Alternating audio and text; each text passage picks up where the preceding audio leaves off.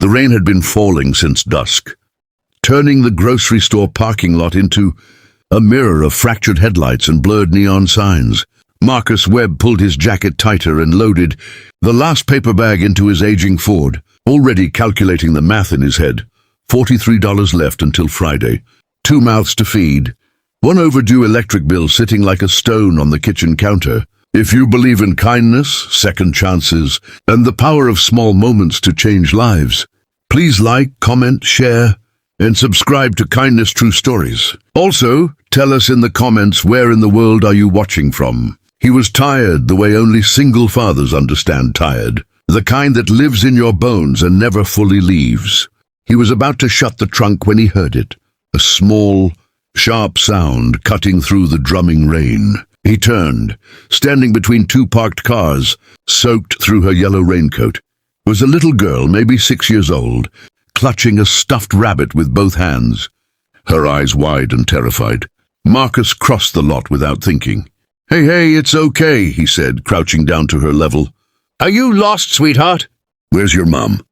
The girl stared at him. Her lips were trembling. She said one word, gone. Marcus looked around. The parking lot was nearly empty. He took off his jacket and wrapped it around her small shoulders and gently walked her inside the store, where he told the manager to call the police while he bought the girl a hot chocolate from the machine by the entrance and sat with her on a bench, letting her hold his hand because she reached for it first. Her name was Lily. She was 6. She had been separated from her caretaker near the front of the store, she said, and when she went back outside, the car was gone and everyone was a stranger. Marcus stayed with her for 2 hours, long past when a man with a hungry kid at home and $43 in his wallet should have stayed.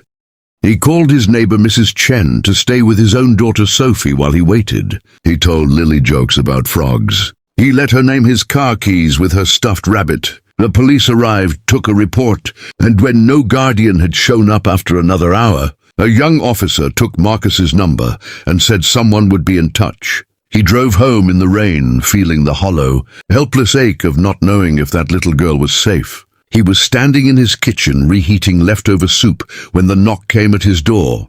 Not the kind of knock you ignore, but the kind that moves through walls. He opened it and found a woman standing in the rain in a coat that probably cost more than his car.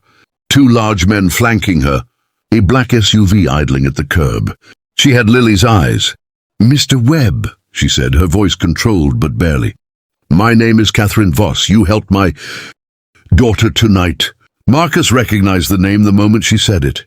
Catherine Voss, the Voss Group, shipping, logistics, half the port infrastructure on the East Coast. A woman whose face had been on magazine covers, whose name appeared in headlines. She was also shaking. She stepped inside when he offered, and the story came out in pieces. The way terrible things always do. Lily had been taken from her school that afternoon by a man posing as a new driver. A targeted abduction tied to a business rival who had been threatening Catherine for months. Somehow Lily had escaped when the car stopped for gas, had run into the crowd, and ended up alone in the rain outside a grocery store, where a tired man with $43 in his pocket had chosen not to look away. Catherine's security team had been searching for 4 hours. The police report Marcus had filed was what found her. Catherine sat at Marcus's kitchen table, her composure finally crumbling, and she cried the way mothers cry when the worst thing almost happened and didn't. Marcus made her tea. Sophie padded out in her pajamas, took one look at the crying woman, and hugged her without being asked, the way only children do. Catherine looked up at Marcus over his daughter's head with an expression he would never be able to fully describe.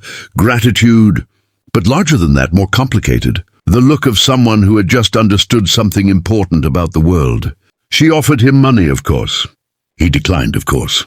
She insisted on paying his electric bill, which he allowed, because he was tired and honest, and Sophie needed the lights on. What she said before she left was the part Marcus remembered longest. You didn't have to stop. You had every reason not to. Thank you for stopping. He stood in the doorway and watched the black SUV pull away into the rain and thought about how little it had actually cost him. A jacket, some hot chocolate, 2 hours, a hand to hold.